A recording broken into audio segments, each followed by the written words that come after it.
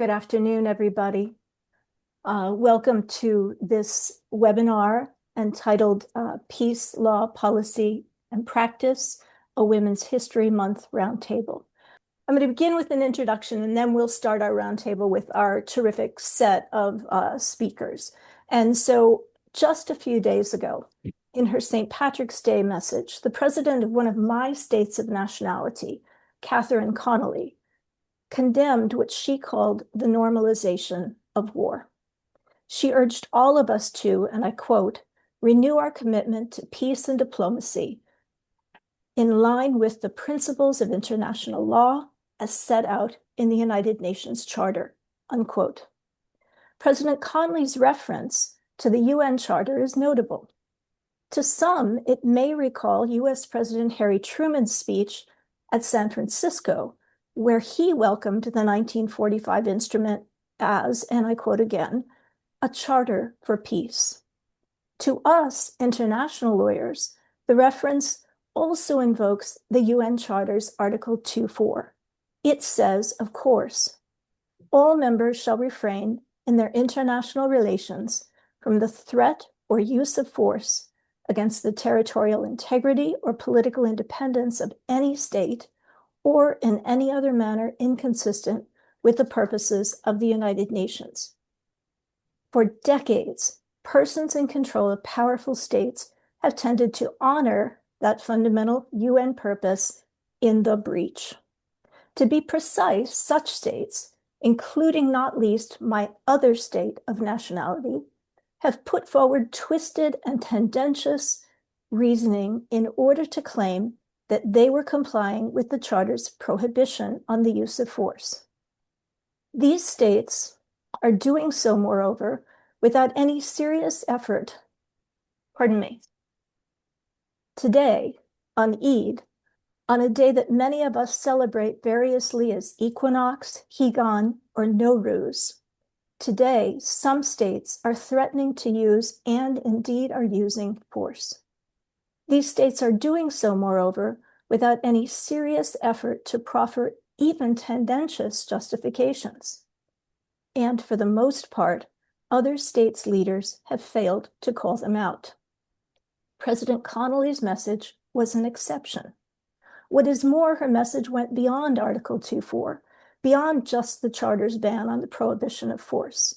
It encompassed, rather, the Charter's full social, economic, and cultural promise.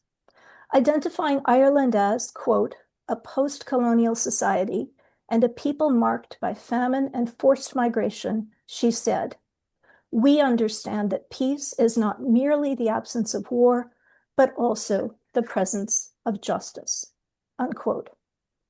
That call, not just for negative peace, that is, for the absence of highly visible, forcible, kinetic violence, but also for positive peace, that is, for an end to less visible, yet still harmful structural violence, is a constant in the literatures and histories of peace.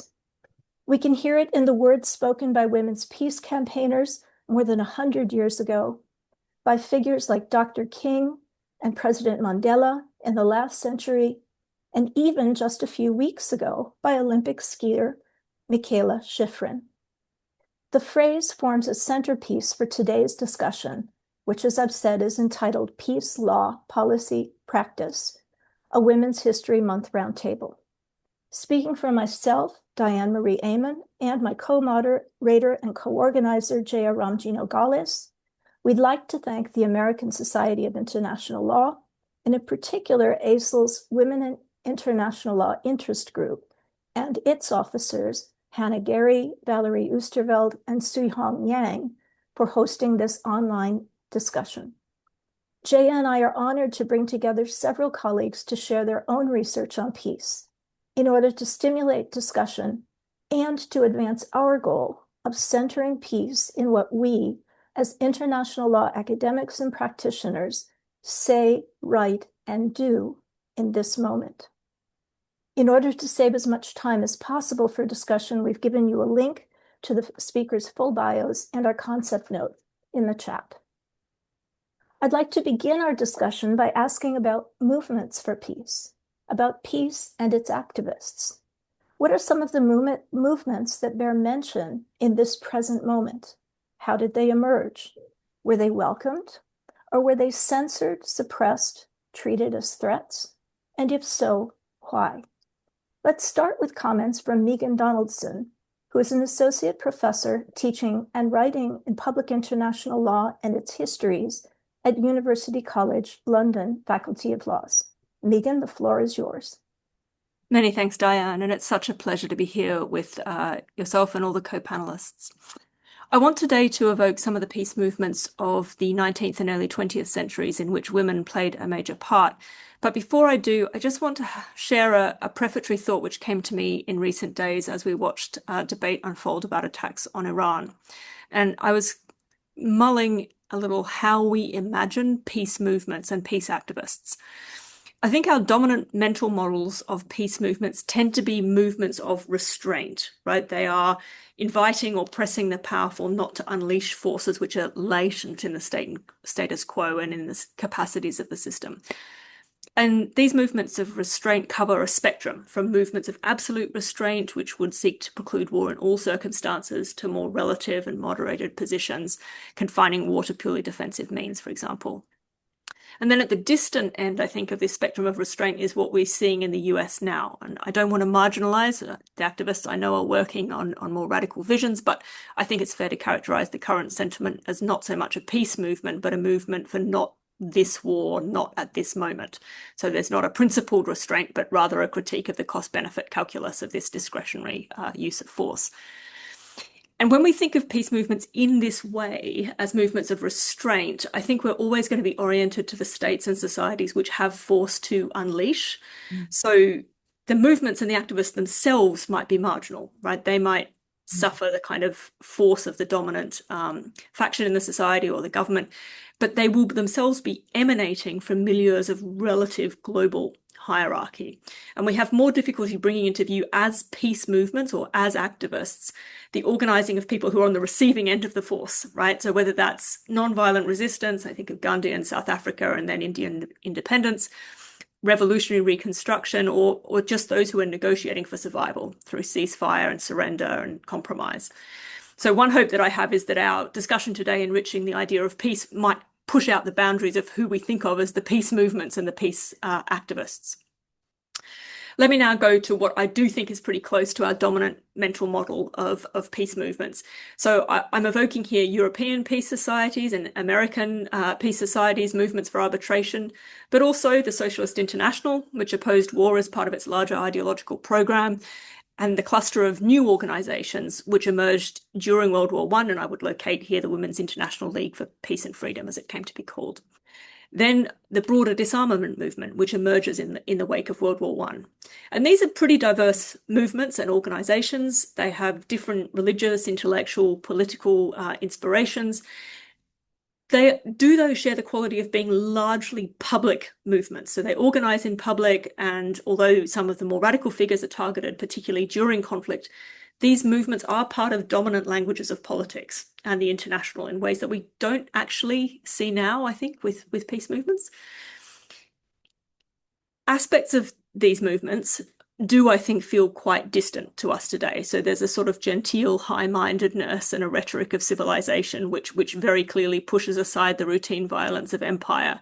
And that feels as though it's quite disconnected from our present experience.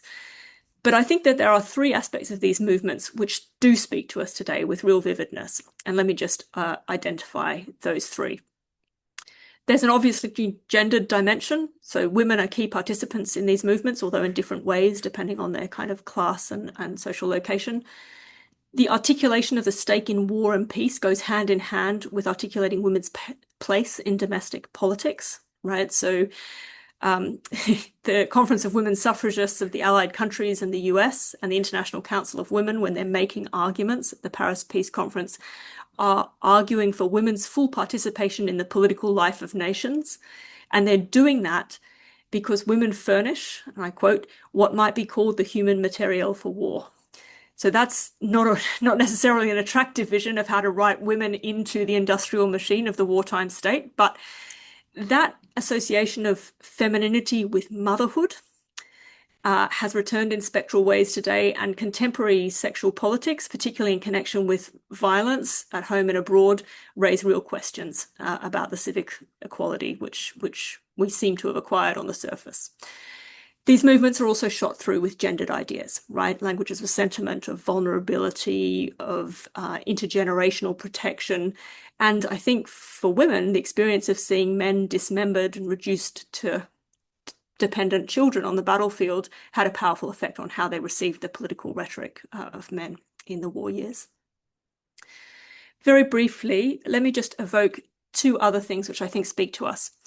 A vivid appreciation of the economic dimensions of war and conflict is present in the early 20th century as today. So we see the US today, I think, rediscovering what appears in the invitation to the Hague Peace Conference of 1899, that the intellectual and physical strength of the nations, labor and capital, are diverted from their natural application and unproductively consumed in acquiring engines of destruction, which, though today regarded as the last word of science, are destined tomorrow to lose all value in consequence of some fresh discovery in the same field. So it's entirely mainstream in the early 20th century to see this rivalrous accumulation of armaments as a zero-sum game with social progress. And socialists obviously have an even more far-reaching critique of capitalist expansion and its tendency to generate conflict. Finally, these movements are articulating, even if they don't solve, what we might think of as a cognitive problem of political action. If the logic of peace is so unassailable, why does it not work? Why can't it be brought to bear? Why can't it be effectively conveyed?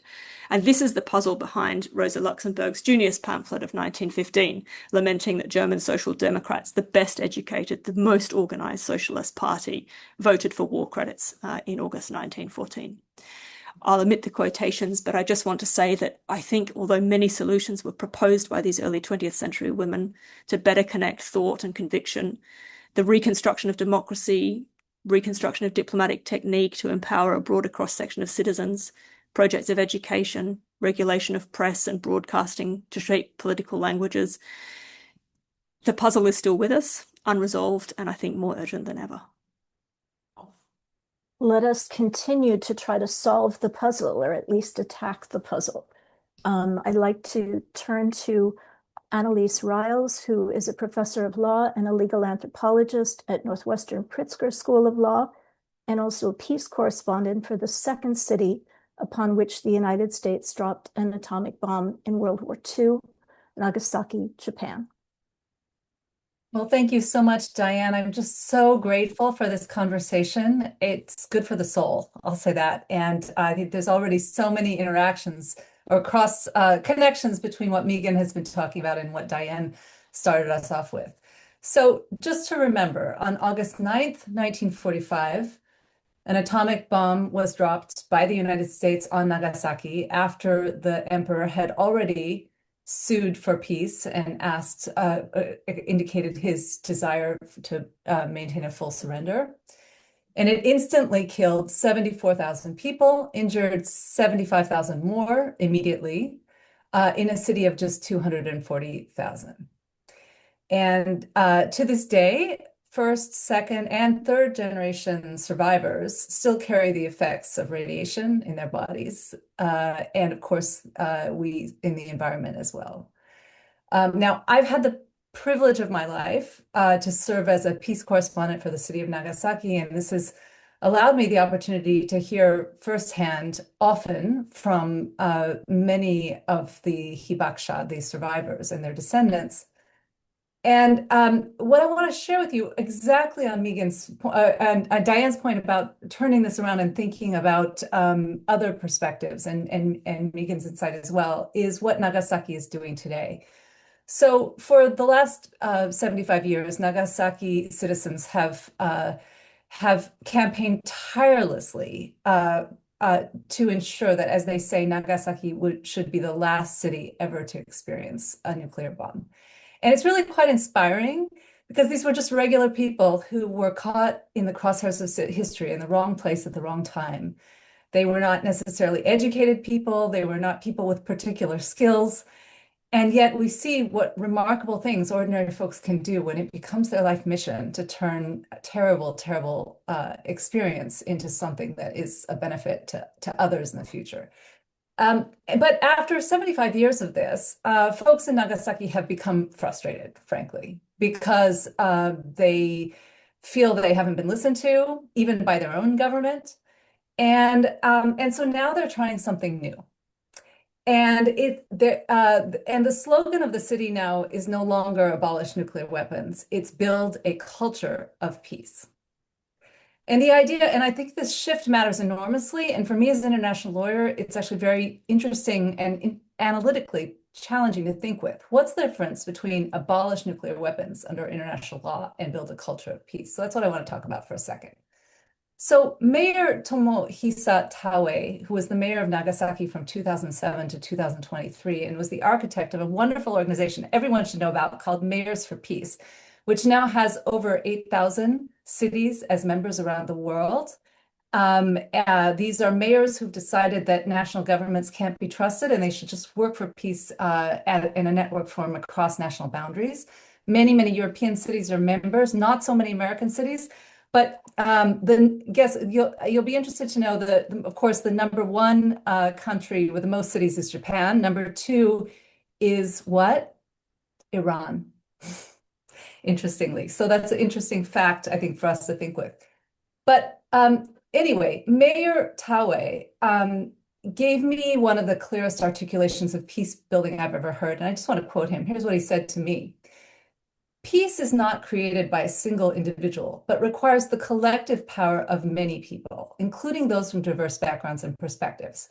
Politicians, businesses, educators, religious leaders, and ordinary citizens, each and every one of us possess some of the power needed to create peace, but we also possess the power to destroy it. And what I love about this quote is that it really refuses the specialization of peace, just as we were talking about. It's not the job of generals or diplomats or nuclear experts or international law professors. It's everyone's work. And I think that's really a radical claim. This culture of peace really deliberately broadens the city's mission beyond nuclear disarmament in exactly the way Diane was talking about in terms of President Connolly's speech, to think about militarism, structural violence, and what the presence of justice looks like. And here's where Nagasaki made this real recently. So we just had the anniversary of the bombings, of course. At the anniversary ceremonies on August 9th, it's traditional for the ambassadors of all of the countries to come to Nagasaki or to Hiroshima and to participate in the ceremony. But this year, the city of Nagasaki disinvited the Israeli ambassador. And they did so with a statement saying that Israel's actions in Gaza were contrary to the city's stated commitment to a culture of peace. And this unleashed a fury like you can't imagine. The attacks from their own government, and of course the US ambassador said he wouldn't come if the Japanese didn't come, and so on. But it's just to say, I think this is a very interesting idea that you can't have get rid of nuclear weapons without thinking of peace in a much broader way. And to do that, you're going to have to take some decisions that may be very, very difficult and to make linkages between issues that are very difficult. But to them, this was an anchoring that made absolute common sense. And so Diane tells me I'm out of time, so I'll stop there. But I think it's a great example of how a perspective from outside the global north and the elite academic circles can contribute something of value. Thank you so much, Annalise. That was terrific, and it broadens out the conversation. I know Jaya and I have been talking for a while about doing something about peace, and although since this is an ASIL event, we've focused on international law. It's wonderful to bring in other ideas, and at some point we'll want to think more broadly, as you've opened up the discussion, to non-lawyers to ordinary, it's such a demeaning word, to people who aren't lawyers, shall we say, artists, creatives, people who run checkout counters, to really begin to build the kind of culture if that's going to happen. So thank you for that intervention. I'm going to turn now to Anna Spain Bradley, who is the MacArthur Foundation Chair in International Justice and Human Rights, as well as a faculty director of the Promise Institute of Human Rights at UCLA School of Law. Anna, the floor is yours. Good morning, good afternoon, good evening. Welcome everyone who's joining us from different places around the world. Really excited to be in conversation. And just a sincere thank you to Diane and to Jaya for putting this together and helping WILIG and the American Society of International Law really continue old work that we kind of want to recenter. So I think my central theme for all of us, and the thing that I'm thinking about critically in this moment of life, is how do we recenter peace? How do we recenter peace in our daily lives? How do we recenter it in societies and cultures? How do we recenter it in nations and between nations and globally? And international law as a field for people who are practicing in this area, for people who are working in this area in different capacities, for those of us who are scholars and students of the law and education about international law, it's rich work. But I want to underscore the mission of recentering peace by tapping into some provoking thoughts that Annalise and Megan have just shared, which is to move straight ahead to the critique. Why is this so hard? We've been at this for a very long time as humanity. There are numerous moments in history where we've had something like a global consensus around the importance of peace, and yet we keep getting stuck. And in reflecting upon that this morning, I was recalling a very special memory. In 2009, I was fortunate to be at Copenhagen's Conference of the Parties 15, and I was there as a civil society delegate. And I had previously worked at the Conference of the Parties 6. This is a climate change negotiations as a member of the US delegation early in my career. And the contrast between COP6 and COP15 was stark. By the time we get to 2009, there was an expectation that civil society, that environmental groups, activist groups, groups representing different generations would be more central to the overall process, even as they were non-state actors to the treaty-making body. And I had an opportunity there to meet an incredible human being. Her name, if you don't know it, you should, is Wangari Maathai, and she was born in 1940 in Kenya, and she received an global acknowledgement of her commitment to peace and her work to advance peace in the form of the Nobel Peace Prize in 2004.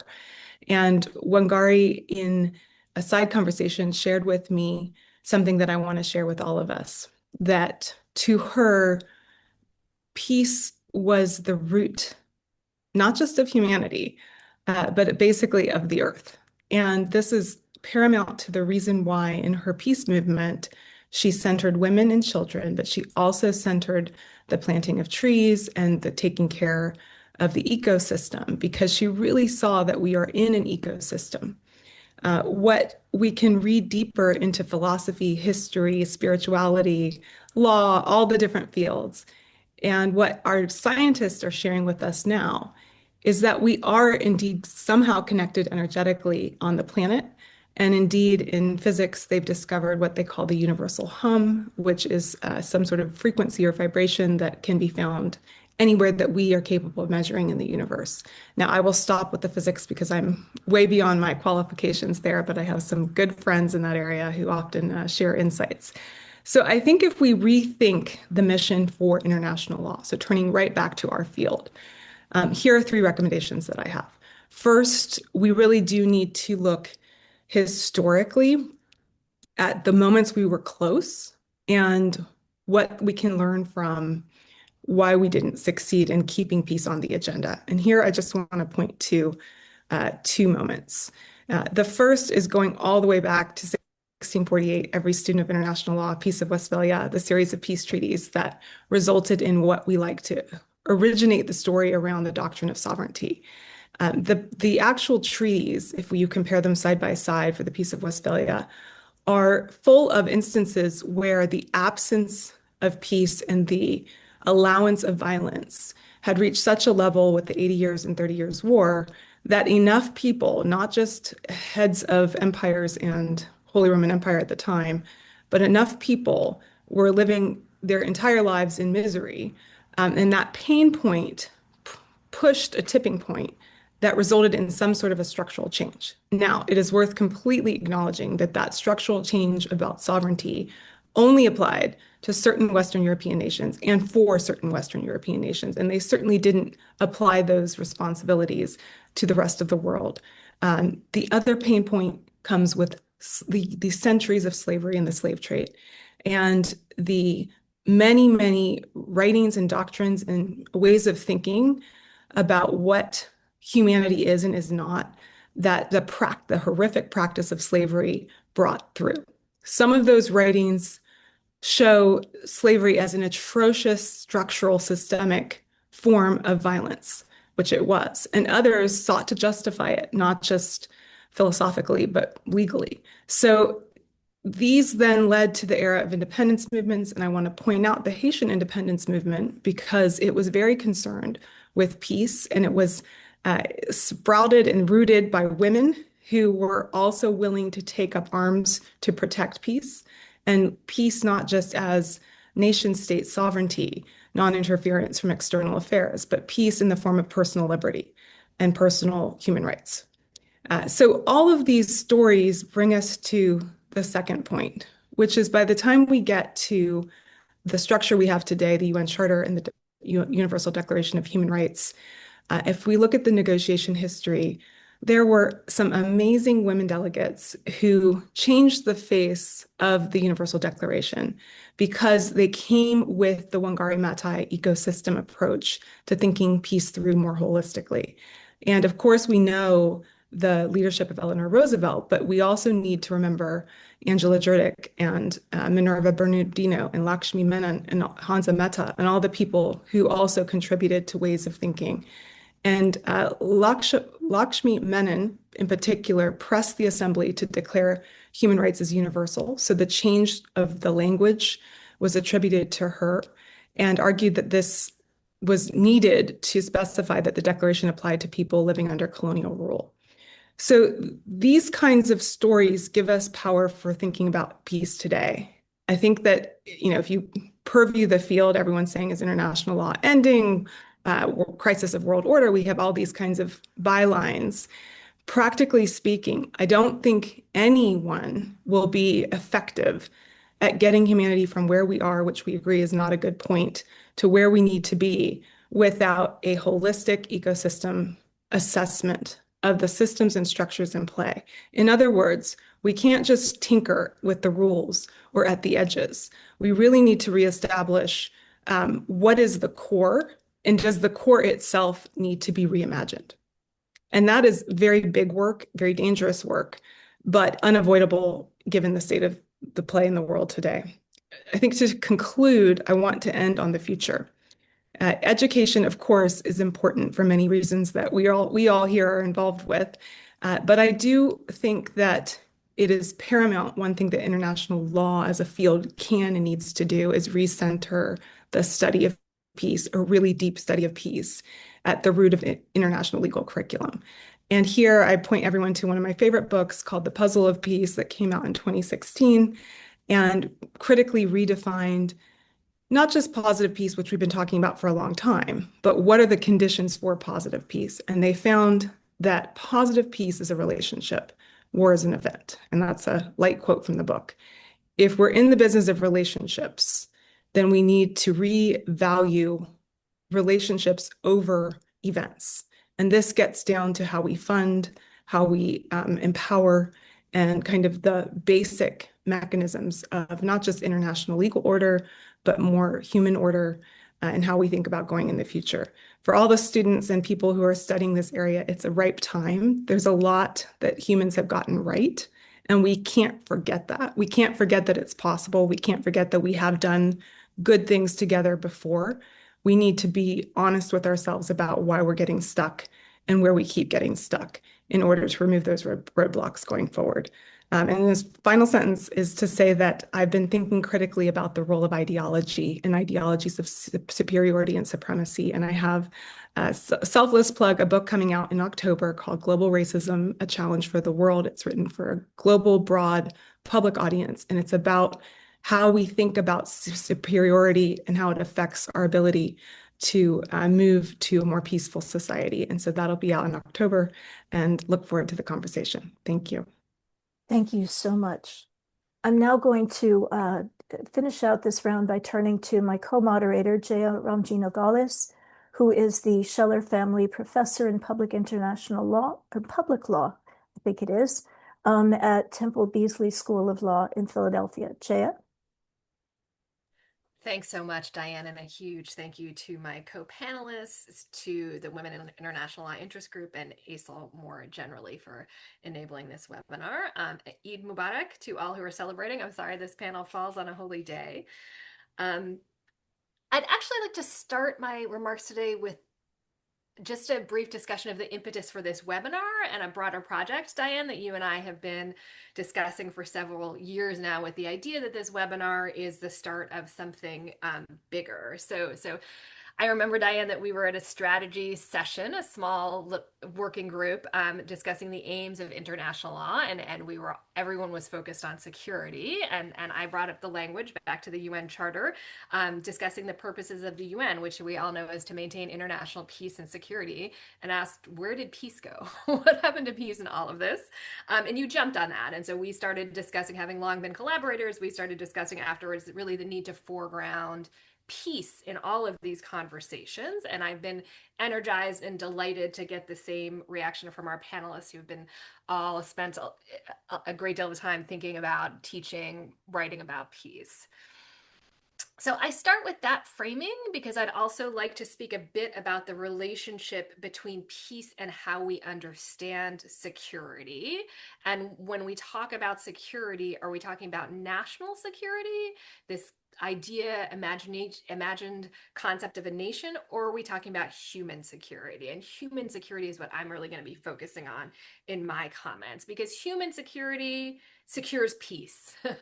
And national security, as we see vividly and horrifyingly in the Middle East right now, not only undermines peace, but serves as a real distraction from efforts to secure peace in the form of human security, right? This imagined protection of a nation who's in and who's out enables the dehumanization of people on the outside.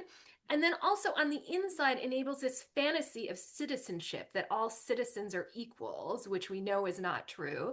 And the external national security-based attacks erase the conversations internally about where is peace, where is human security.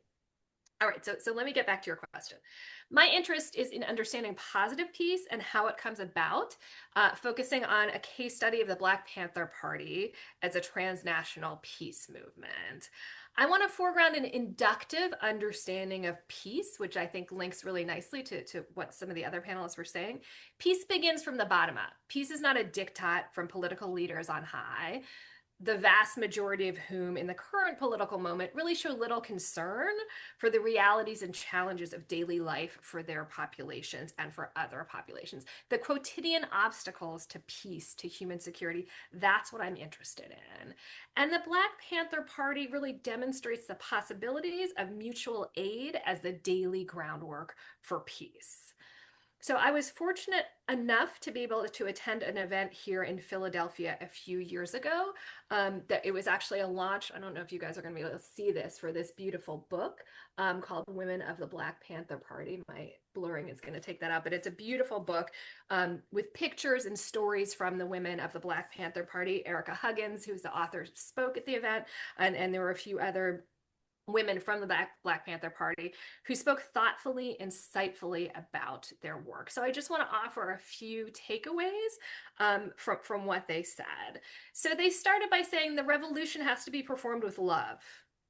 They knew that people needed love. People in their community needed love in the face of racial hatred. And their goal was to bring joy to the community that needed it. Their bottom line was that love is what has the transformative power to make change.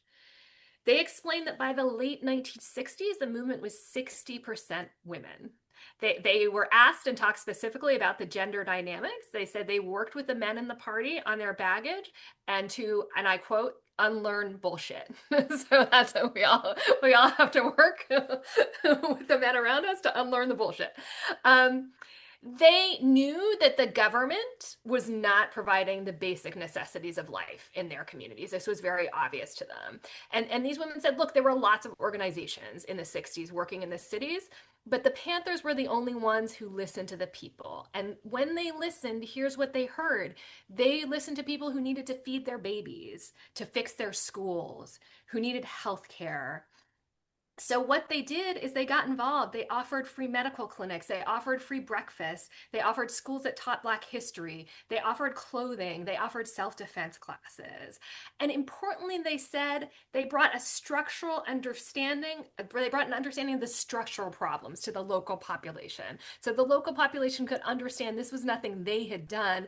This was the structures of socioeconomic inequality acting upon them, and they had the power to resist that.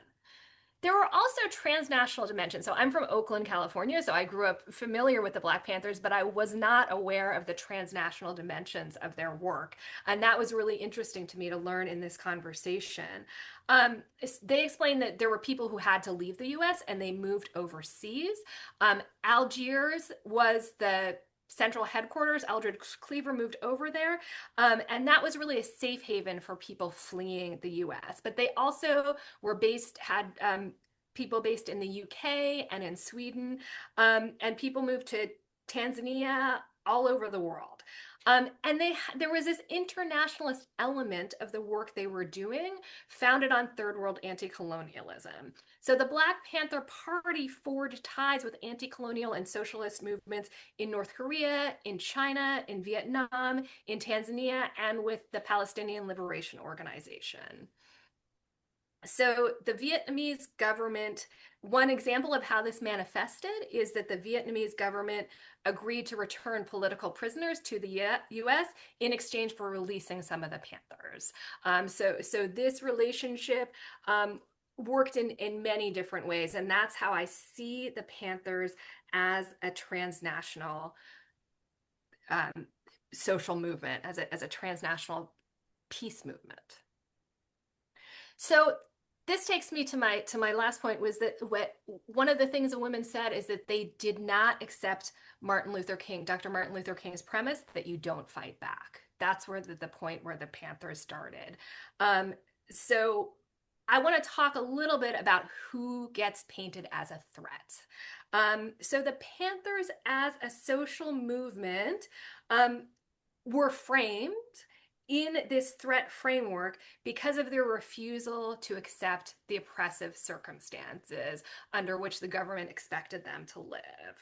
In contrast, and at the same time, we were seeing, of course, the institutional and state use of force against the Vietnamese and other peoples of the third world being legitimized, right? So contestation, of course, domestically, but the state is allowed to use force. So we could see capitalism waging war to protect its world order as a permissible use of force, but social movements challenging institutionalized racial subordination and socioeconomic inequality they are a threat to that order.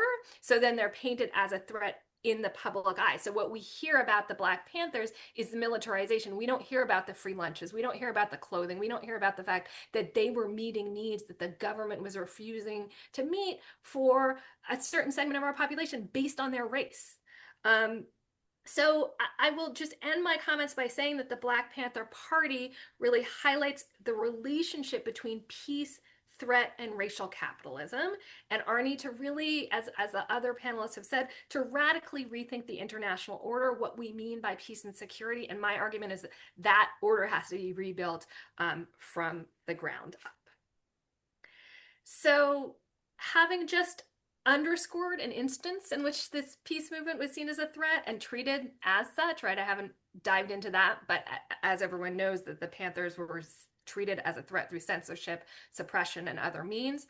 I want to now initiate a second round of interventions. And there are many, many questions on the table. We could talk for many hours, and I would love to hear what all of you have to say about this for a long time. But let's start with a few questions about, first of all, how do rhetorics of misogyny, racism, and imperialism wage war on peace?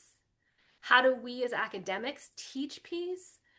Why is it that in order to become experts on the law of peace, many of us have had to learn and teach the laws of war? More broadly, in moments like the present, by what effective means can persons who are involved in law, policy, or practice wage peace? So let's start again with Anna Spain Bradley. Anna, perhaps you might address factors that wage war on peace. I'll be briefer than the last time. So, Jaya, what you've said is really, setting up the structure of the conversation is just really, really underscore, especially the last part, that many of us have come to the field of international law in order to find ways to advance the cause of peace. Like that's what pulled us in. Everybody in this field has a story of why. I always say that international law is a lifestyle, not just a career. And that couldn't be more true for me. I remember working in the peace field as a mediator long before law school. I was able to be a founding board member of Mediators Beyond Borders International, founded by Ken Cloak, and thinking all about these different ways to do peace. And ultimately, we get stuck on what about the nation state international order of issues of power and security.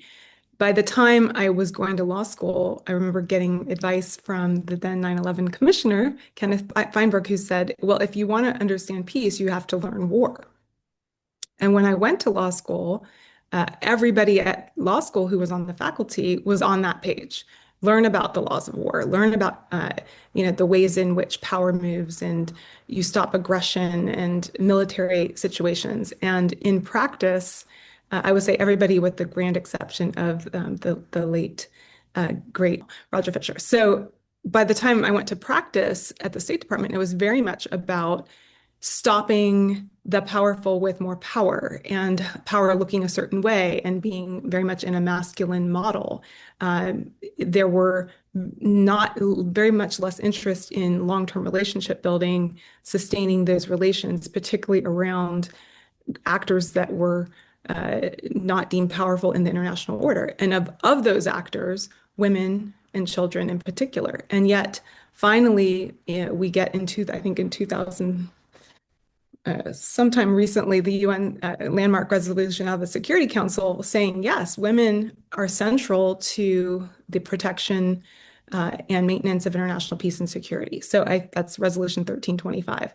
So I think that is the question that we're all grappling with and the work that we can do in our field of international law, practice, teaching, scholarship, leadership to say it is high time to revert back to what Hans Kelsen was asking in 1944. Are we going to do peace through law? Is peace the ground norm of international law? And does everything move around that?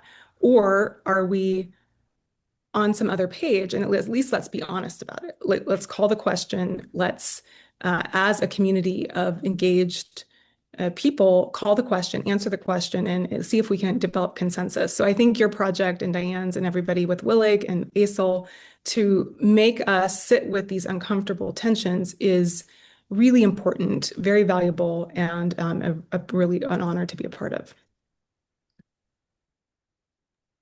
Great, thank you so much.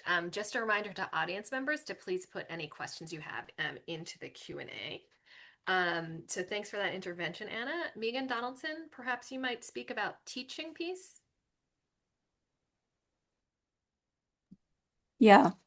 I want to pick up from this place, which I think many of us are in now, of recognizing that peace has a kind of double life in the study and teaching of international law. So we tend to teach peace most explicitly when it surfaces as a kind of specialist subject. So mediation and peace building, jus post bellum, transitional justice, in my case, international criminal law, often seen as a mechanism for creating lasting peace. But peace isn't meant to be a specialist subject, right? It's meant to be the telos and the steady state of the whole system. So war sometimes figures, I think, in the imagination as the really dynamic and generative phenomenon. And that too has commonalities with the early 20th century. But peace is in some ways more complex as the concept and ideal. So it's the relational, not the rupture or the event, to pick up Anna's quotation from The Puzzle of Peace. I want to say a little bit about an experiment that I undertook some time ago, trying to bear out this premise that peace is both more complex and interesting and, more central, or should be more central, to international law. So I tried to design a curriculum on the history of international law, going broadly speaking 18th century to 20th century, which took peace rather than war as the central thread, because so much of our chronology, our understanding of development of international law over time, is conflict punctuated. The conflict is the thing that generates the institution. I wanted to kind of work against that. And this exercise in curriculum design and to actually teaching the class illuminated complexities of peace in its kind of lawful incarnations. And it helped open connections for students, I think, between law and the more explicitly political and institutional organizing work of different people at different times. Let me say something about just the illumination of complexities of peace at the outset. I tried from the beginning to hold peace as a contested term, right? As something that was both, in some cases, prior to law, but also imagined as a creation of law. It hovered on both sides of this line. And that in turn helped us unpick this central ambiguity of what we would call today peaceful settlement of disputes, right? Peaceful change. So law's call to settle disputes peacefully is not necessarily a call to settle them in accordance with law, actually. So it's compatible with negotiation and mediation in conditions of significant domination and inequality. And law makes space for that, for example, in the very narrow criteria for coercion as a basis for invalidity of treaties. Peace has sometimes been seen as a transcultural phenomenon. So we picked up, for example, works on the law of nations, which described peace rituals between Europeans and North American Indian nations, and included in digestive treaties the resulting treaties from these peace rituals, positioning them, at least in theory, as part of the same conceptual universe of the law of nations as peacemaking between European powers inter se. There's some interest today politically in reviving this sense of legalized peacemaking as an opening to the cultural other. But in the teaching, I drew also on work of people like Lauren Benton and Lisa Ford on small wars and imperial frontiers to make clear that peacemaking could very easily shade into keeping the peace, right? Assuming a superior role as an arbiter and enforcer of political order in circumstances of difference. And that sense of the rhetoric of legalized peace as part of an order of domination directed our attention also to the interior of states and social orders. So to intersect again with Anna on slavery, new historical work on the slave constitutions of the Sugar Islands, for example, has made clear that the peace of the social order was more or less a constant, relentless war of domination on individual estates between planters and the slave population, a war which had particular transgenerational effects for women who were household slaves. And while there's powerful 18th century thinking about the civilizing features of commerce and its capacity to bring peace, that commerce brought also political rivalry and these systems of violence and extraction. And these systems changed very little in degree with the formal abolition of slavery. In this way, trying to take peace as a thread unsettled our thinking about law as a whole and about legal personality within a universe of the law of nations. It shook up the divide between public and private ordering, exploration, exploitation, and commerce, and drew out this very conflicted lineage of the law of nations.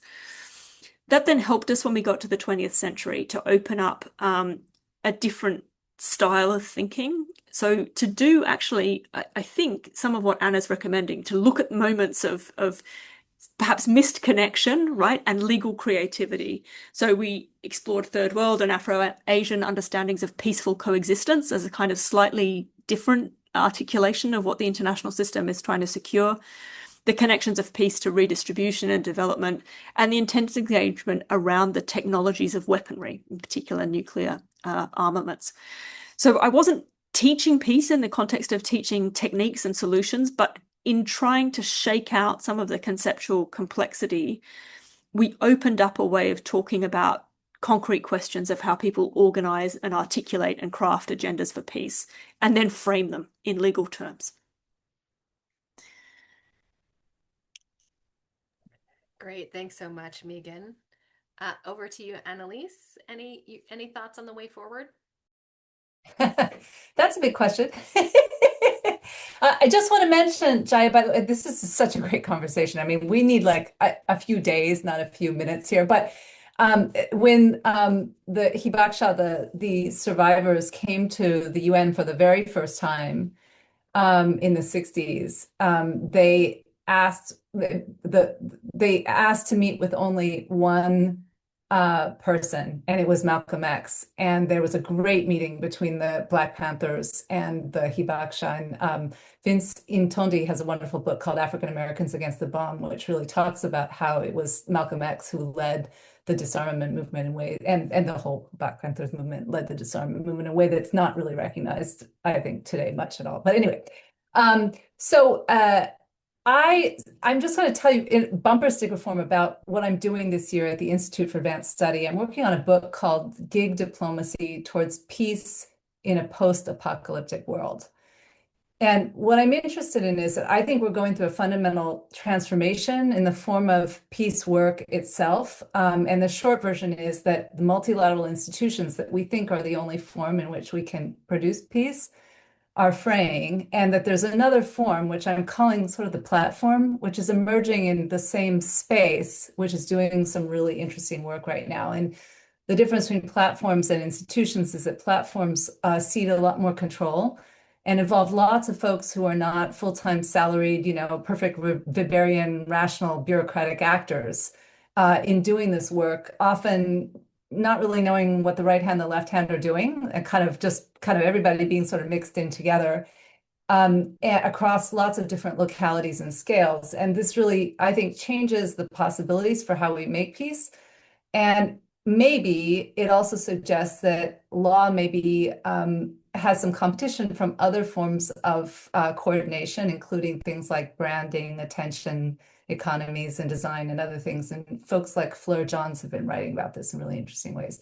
And one of the examples I'm really interested in is the Treaty on the Prohibition of Nuclear Weapons. So if folks don't know about this treaty, it's such a fascinating example because we now have a majority of states in the world that are signatories to a treaty which none of the nuclear powers have signed on to, which makes it illegal for, actually bans the use, production, stockpiling, or encouragement of other states to use, produce, or stockpile nuclear weapons.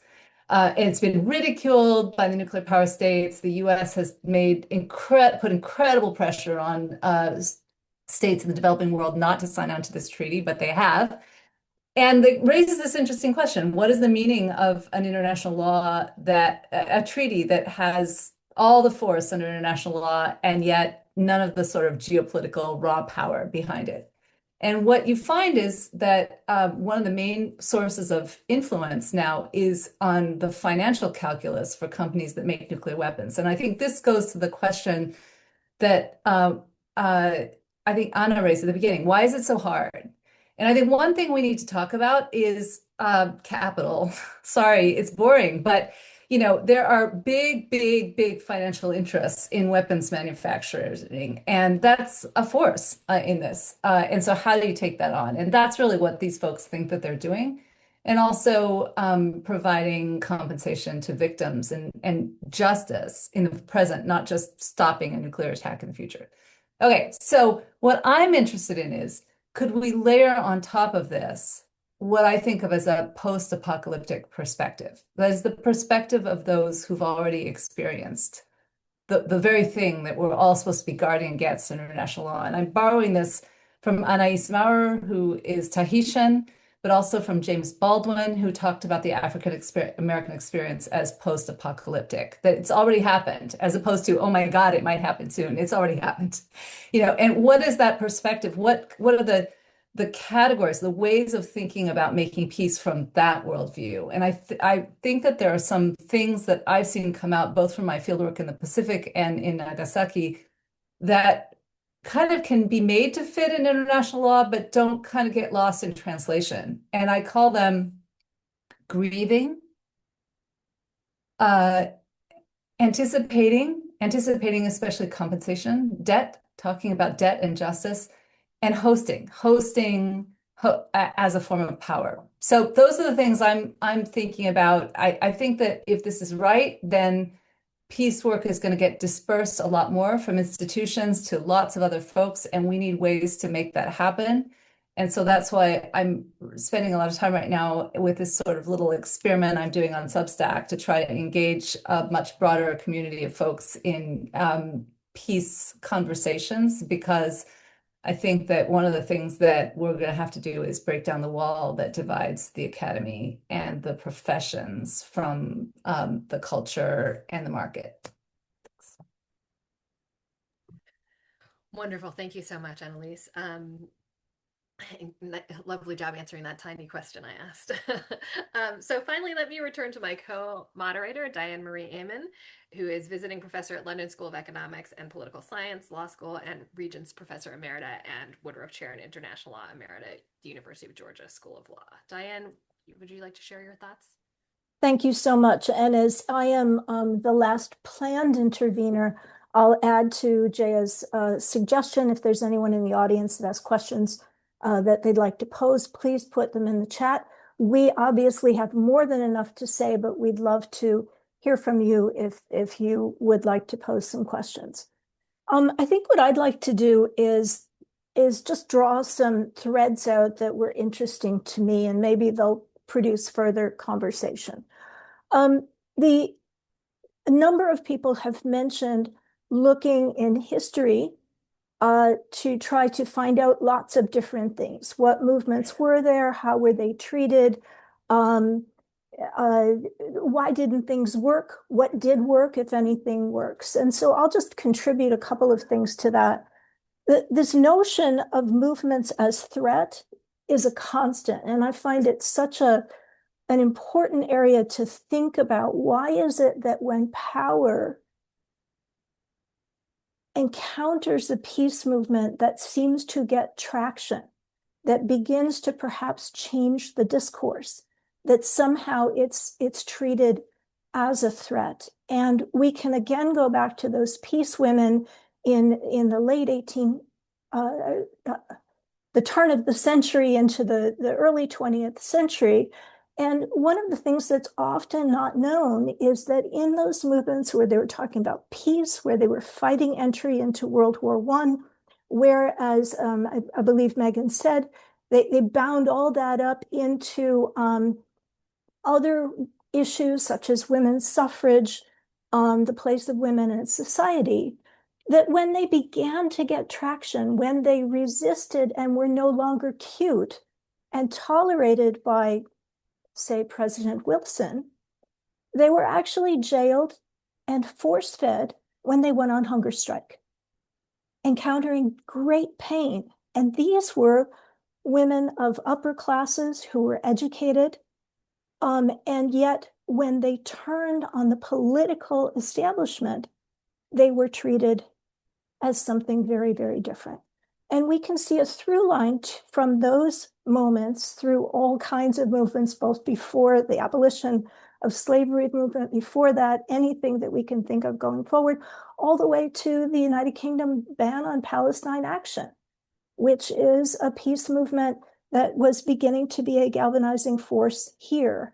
And so that, I think, is a question to think about, and studying that, I think, is really important. My bottom-up story, of course, is the book that I'm writing on women, or more properly, women and other others, at the first trial at Nuremberg, the International Military Tribunal. And one of the things that I have found by, again, a ridiculously inductive search through personal papers and things like that, in part because the people I'm most interested in were largely written out of the official record. So I had to go to their diaries and their letters to try to find out their experiences and thoughts about that project. You find out that the kinds of questions that we might ask about that project, the kinds of questions we might ask about the so-called post-World War II order, were questions they were asking as well. They were asking in their private papers questions that, of course, the famous people who knew that their papers would be quoted in biographies didn't say. For instance, in one of the oral histories of these participants, one of the participants simply says he was working on the seized Nazi records in that period between the end of the war in Europe and the end of the war in Japan. And what happened to end the war in Japan, of course, is the dropping of the 2 atomic bombs that we've been talking about. A little recognized fact is that the bombing of Nagasaki, which Annalise brought to our mind, occurred in the same 24-hour period, the same news cycle, as the signing of the charter of the Nuremberg Tribunal. And so Nuremberg shares, is part of, is a creation of, is bound up with the nuclear age. And so what this person in the oral history says is that he was working with an FBI agent in Paris. He was himself in the army, who had been seconded to begin to analyze the records with the idea of gathering documentary evidence for the trial, which would occur in several months. When the bombs were dropped, the FBI agent stood up effectively and said, if we can do that to other people, we have no right to judge these people. And he went home. That's a powerful message about Nuremberg and about the questions underlying lots of it that we haven't heard. As you can imagine, personal papers back to families talked about the bomb and the lack of, the challenge of the importance of winning the war and all of this. And so I think it's important to surface those. The other thing that I'll say, and then I will turn to being more of a moderator, is, well, 2 things. We need always, I think, to keep misogyny and other similar doctrines of hate in our mind as we think about these things.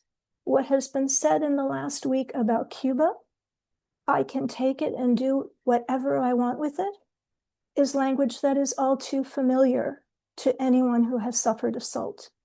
And it's language that we're hearing as a constant over and over again at the very same time that we're hearing lots of folks who were starting to get into the public sphere, whose voices were beginning to heard, who were starting to hold office, who were beginning to build coalitions, being pushed out.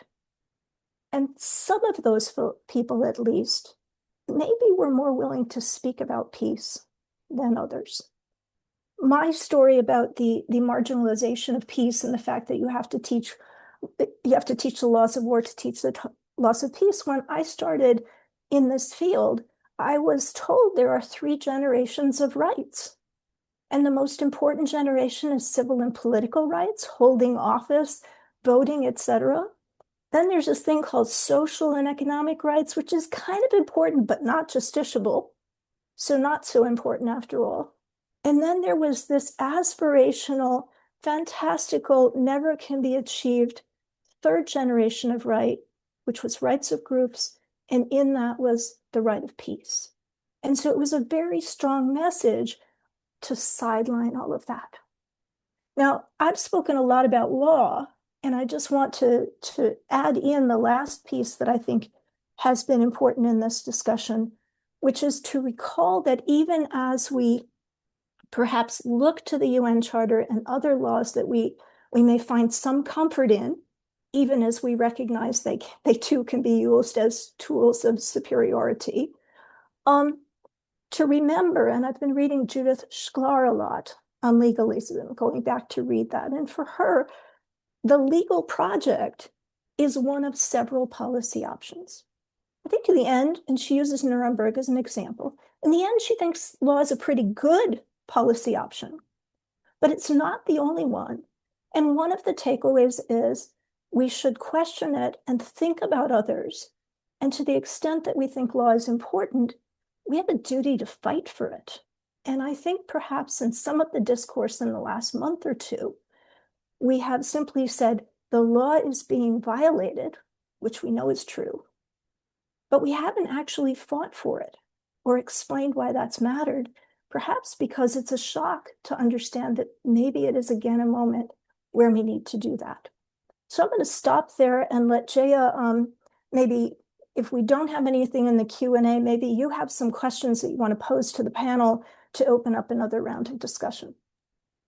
Yeah, great. Thanks so much, Diane. I don't see anything for the moment in the Q&A, so I'll get us started with a question for the panel that I'm interested in hearing about, but I'd also love to hear questions from other panelists. So I think one common theme across the presentation has been a theme about actors and the need to broaden the actors, right? Beyond the usual suspects, beyond the international lawyers, beyond the men of international law, the great men of international law. And so I just want to hear a little bit from each of you, from your case studies and experiences is, one question I struggle with is obviously how do we motivate that, right? How does that get motivated? And there's plenty on the world stage right now that might motivate it. But what's the role of law there? Is there a role for law? How do we, and I think Diane has given us a little bit of something to think about. And, part of it is reclaiming the interpretation of law, and that's a role lawyers can play. But how do we think about law in motivating, or maybe we don't, right? Maybe law has a different role to play, and it's getting this movement off the ground is a political movement, and then law comes in later. Anyway, I would love to hear what any of you have to say on that motivating piece question.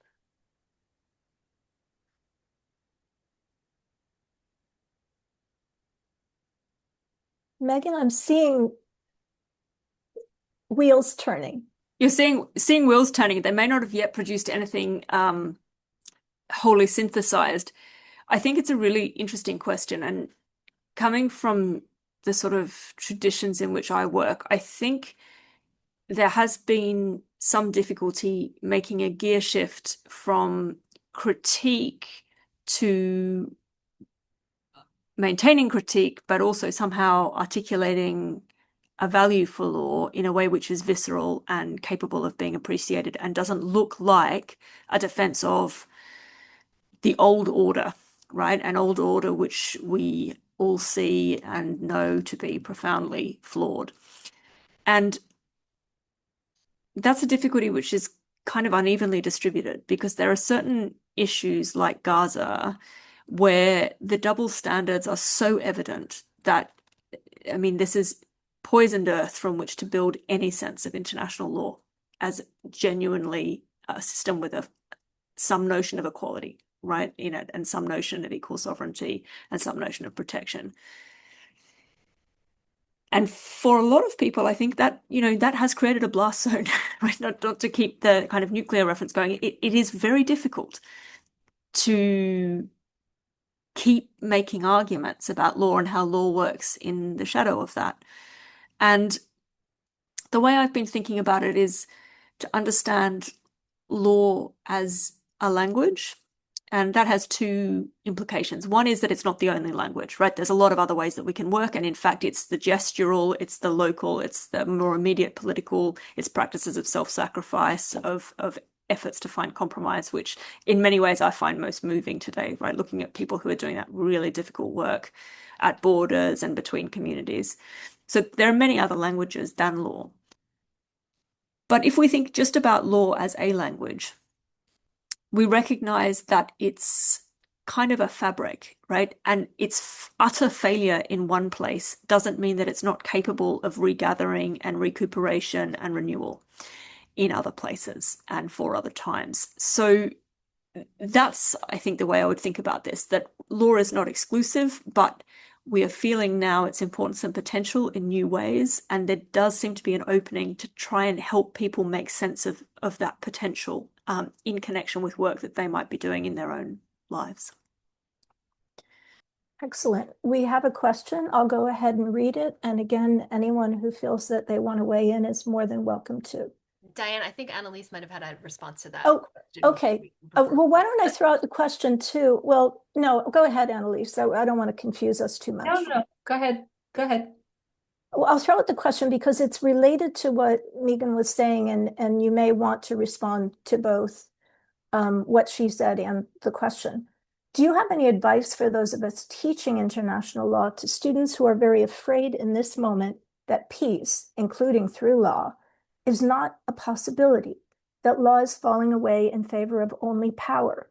For the first time ever, a majority of students in my classroom are feeling entirely defeated about international law. Thank you.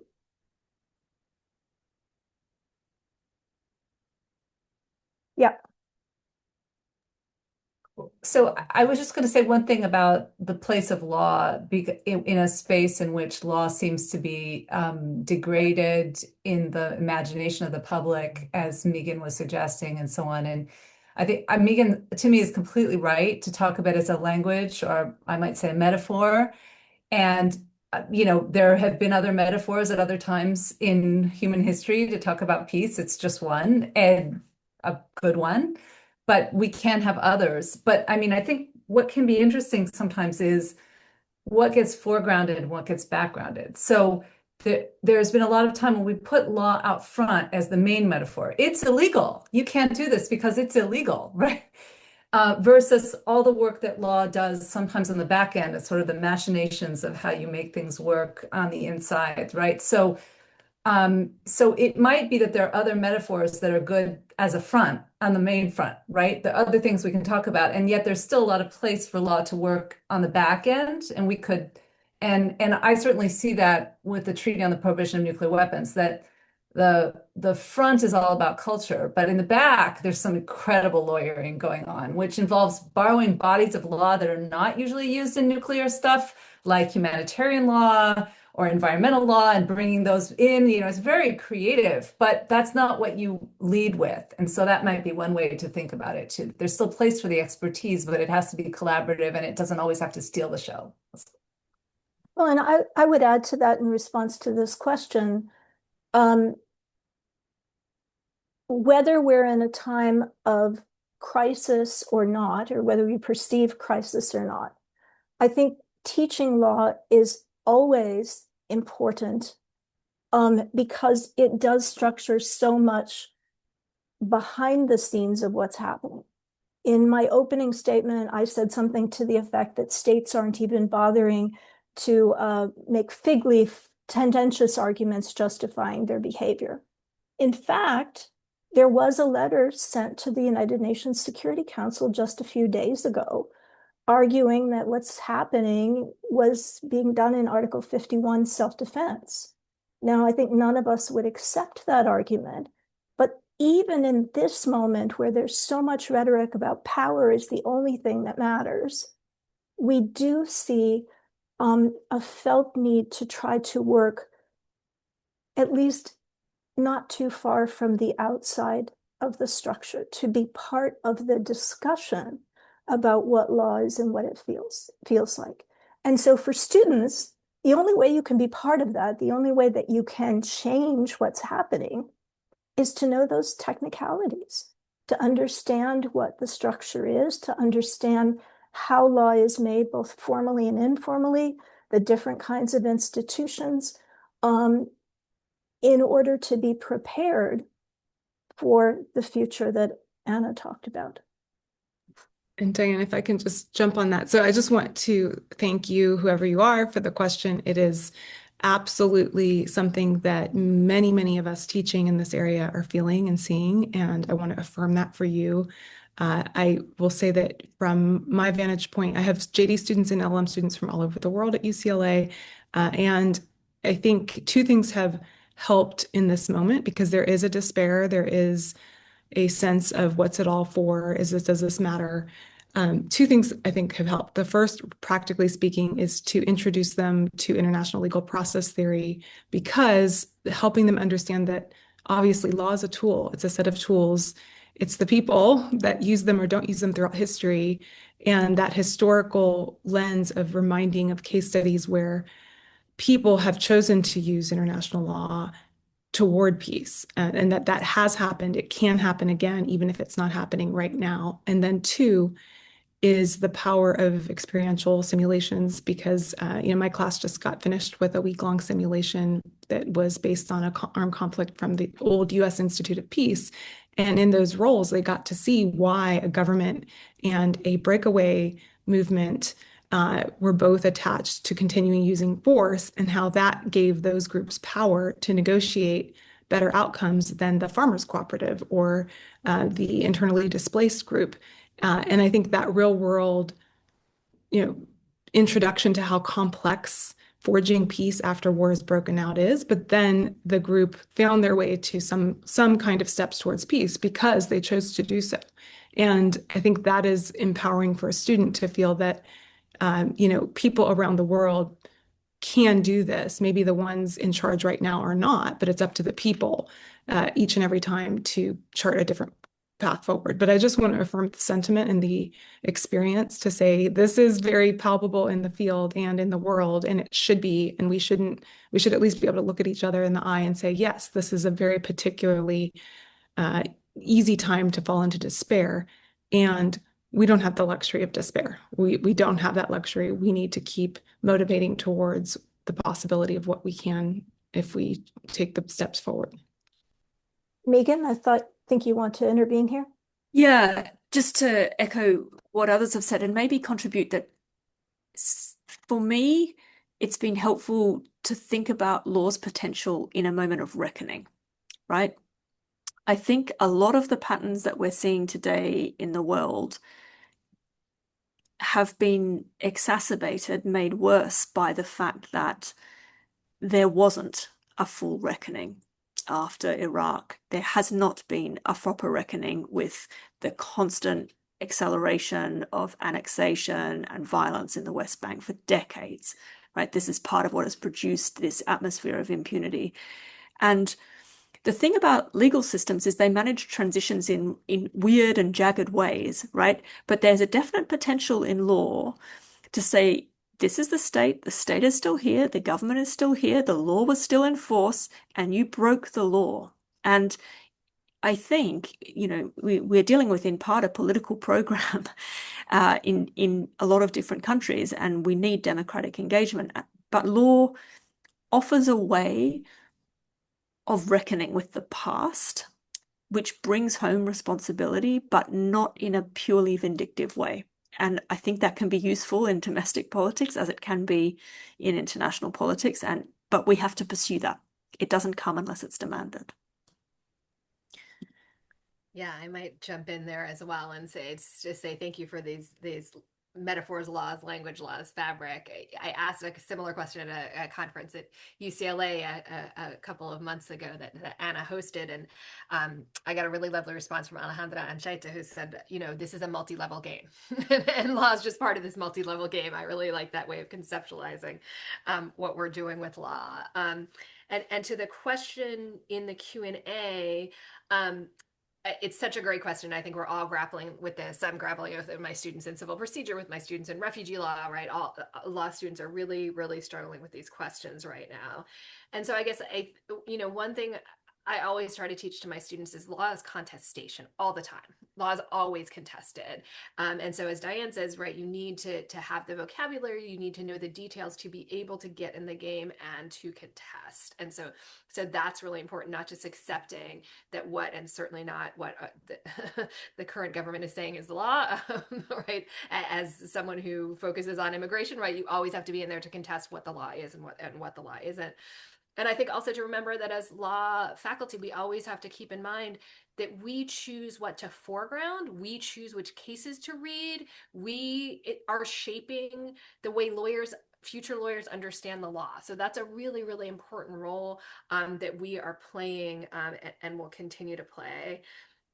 And finally, the last thing I will say is that I always turn to history for comfort in these moments. And I think we're all turning to history in different ways. So, I mean, for me, particularly all the works of John Lewis. I just read and read again because of everything that he went through in the struggle, and made it out the other side. And is the world perfect? It is not. Is it a better world than the world John Lewis confronted? I think so. I'm not totally sure, but there is some comfort in turning to history and saying, look, other people have been on this side in history and have moved the needle forward, even though it seems like we're in a 2 steps back, rather than phase at the moment, right? There are still people who have been in this struggle for a long time. Maybe could I just say one thing about this? I really appreciated also Anna pointing out that your classroom is full of folks from all around the world. I think that's really important, and it's one of the advantages of teaching international law, that it's often true.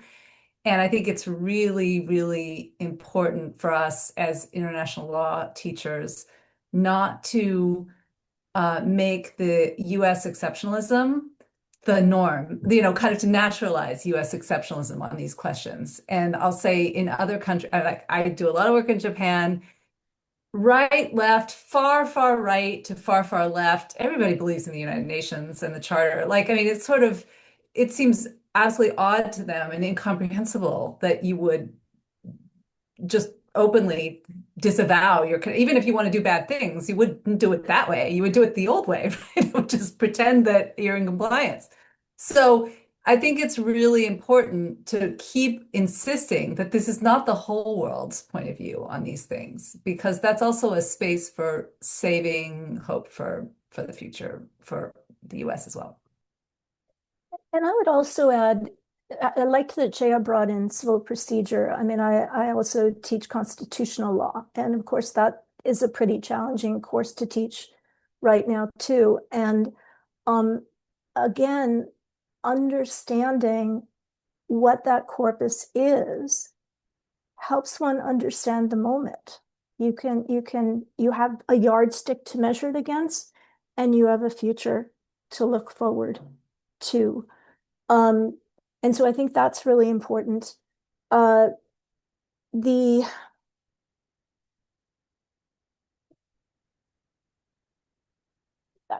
sorry, I blanked on what I was going to say.